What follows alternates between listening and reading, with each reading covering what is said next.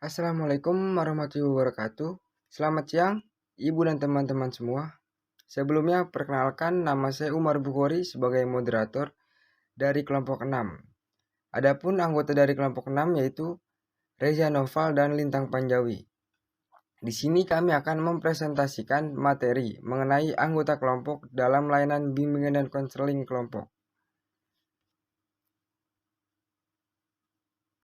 Terima kasih Umar. Di sini saya ingin menjelaskan tentang saling hubungan dan hubungan yang dinamis antar anggota. Dalam saling hubungan yang dinamis antar anggota kelompok, masing-masing anggota itu berkepentingan untuk berbuat dengan suasana antar hubungan itu sendiri, khususnya suasana perasaan yang tumbuh dalam kelompok itu. Suasana peran itu meliputi baik rasa diterima atau tolak, rasa cinta dan benci, rasa berani dan takut, dan sebagainya, yang semuanya itu menyangkut sikap, reaksi, dan tanggapan para anggota yang berdasarkan keterlibatan dalam hubungan timba balik mereka dalam kelompok. Yang kedua, tujuan bersama. Tujuan bersama adalah pusat dari kegiatan atau kehidupan kelompok. Dalam tugas kelompok, tujuan bersama kelompok jelas, yaitu menjalankan tugas yang dibebankan kepada kelompok itu. Dalam hal ini, semua anggota kelompok memusatkan dirinya untuk tujuan itu. Dalam kelompok bebas, tujuan bersama pada awalnya kabur, dan justru kelompok itu sendirilah yang harus menetapkan tujuan yang akan mereka capai. Pada umumnya, tujuan bersama dalam kelompok bebas ialah pengembangan pribadi masing-masing anggota kelompok. Yang ketiga, hubungan antara besarnya kelompok atau banyak anggota dengan sifat kegiatan kelompok. Dalam hal ini, ada beberapa jenis kelompok menurut jumlah anggotanya. Misalnya, kelompok 2, kelompok 3, dan kelompok 4 sampai 8, kelompok 8 sampai 30. Kelompok 2 yaitu kelompok yang anggotanya hanya 2 orang. Kelompok ini adalah kelompok yang paling ideal untuk menciptakan keakraban yang paling tinggi. Tetapi bahayanya kemungkinan terjadi pertentangan atau pertengkaran di antara mereka berdua. Kelompok ketiga yaitu kelompok yang terdiri dari 3 orang. Dinamika saling hubungan segitiga mungkin dapat berkembang dengan baik, tetapi bahayanya ialah jika salah satu anggota menjadi terasing jika dua anggota lain membuat persekutuan. Baik, terima kasih Lintang. Dan selanjutnya saya akan menjelaskan yaitu 4. Itikat dan sikap terhadap orang lain.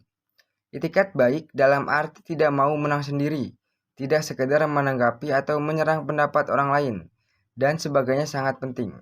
Sikap para anggota yang dimaksud adalah bahwa setiap anggota dapat memberikan waktu dan kesempatan kepada anggota lain untuk mengemukakan pendapat secara leluasa. Dan yang kelima, kemampuan mandiri.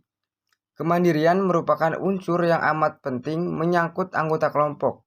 Dalam kemandiriannya itu, masing-masing anggota kelompok tidak begitu saja terbawa oleh pendapat anggota lain, atau tidak begitu saja mengiyakan apa yang dikatakan oleh anggota lain, atau pemimpin kelompok.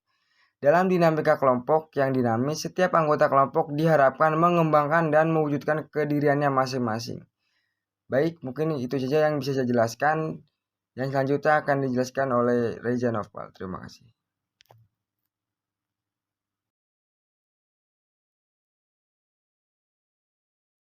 Baik, selanjutnya ada tipe anggota kelompok. Menurut Rohman Atawijaya pada tahun 2009, bahwasannya masalah keanggotaan konseling kelompok itu dibedakan menjadi 8. Yang pertama ada anggota kelompok yang monopolis, yaitu tipe anggota kelompok yang suka memaksa orang lain untuk mengobrol secara terus-menerus. Yang kedua ada kelompok yang skizoid, yaitu anggota kelompok yang memiliki gangguan pada emosi, seperti mengasingkan diri, tidak ramah, seperti seseorang yang tidak memiliki perasaan, tidak dapat mencintai, dan juga tidak dapat menangis, dan lain sebagainya. Yang ketiga ada anggota kelompok yang pendiam, yaitu anggota kelompok yang hanya diam saja dan tidak mau berbicara dan menyampaikan sesuatu. Nah, walaupun pada kenyataannya anggota kelompok ini tidak mengganggu, tetapi dalam konseling kelompok, tipe anggota yang seperti ini akan mengganggu jalannya konseling kelompok. Hal ini diakibatkan karena adanya rasa curiga dalam diri anggota lainnya, bahwa anggota kelompok yang pendiam ini akan menyampaikan pembahasan yang dibahas dalam konseling kepada orang lain dan mereka menganggap bahwa anggota ini adalah mata-mata yang hanya ingin mencari rahasia orang lain. Yang keempat ada anggota kelompok yang membosankan, yaitu anggota kelompok yang tidak memiliki spontanitas, tidak pernah mau mengambil resiko. Ungkapan-ungkapan mereka ini biasanya selalu aman. Anggota ini biasanya sudah tidak nyaman lagi berada dalam kegiatan konseling kelompok.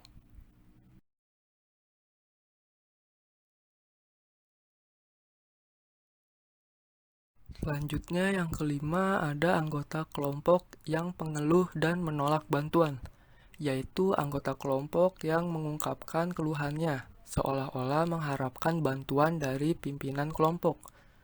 Akan tetapi pada saat ditawarkan bantuan, dia menolaknya sehingga membawa masalah psikologis dalam kelompoknya.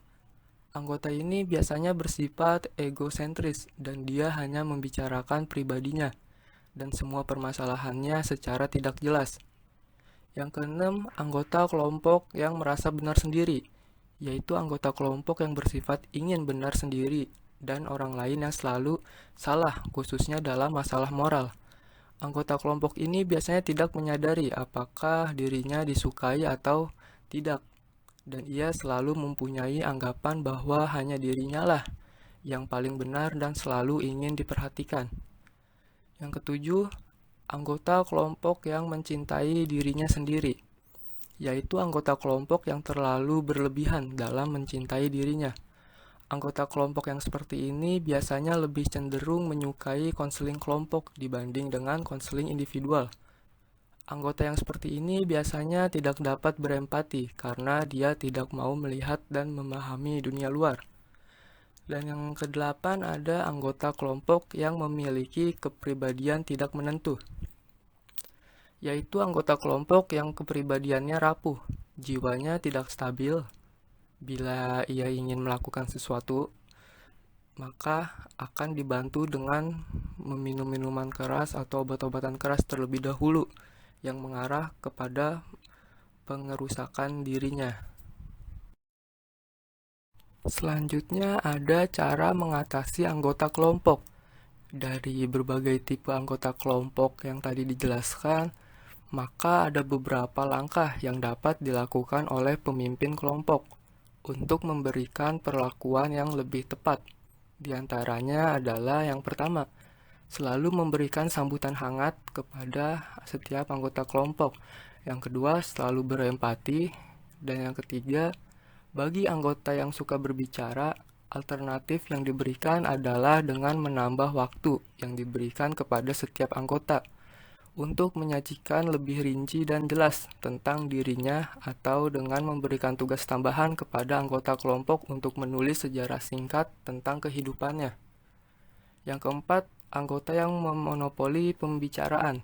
Tipe anggota yang seperti ini akan menghentikan pemonopolian pembicaraan apabila telah dilakukan oleh pemimpin kelompok, teknik konfrontasi. Yang kelima, bagi anggota yang suka bertanya, maka cara yang paling tepat adalah dengan memberikan pertanyaan balik kepada anggota yang suka bertanya, dengan meminta anggota kelompok lain untuk memberikan pertanyaan tanpa sepengetahuan anggota kelompok yang suka bertanya. Dan yang keenam, dalam mengantisipasi anggota kelompok yang membosankan. Pimpinan kelompok biasanya mempersiapkan berbagai kegiatan untuk menumbuhkan rasa keinginannya. Mungkin itu saja, selanjutnya saya kembalikan kepada moderator. Terima kasih.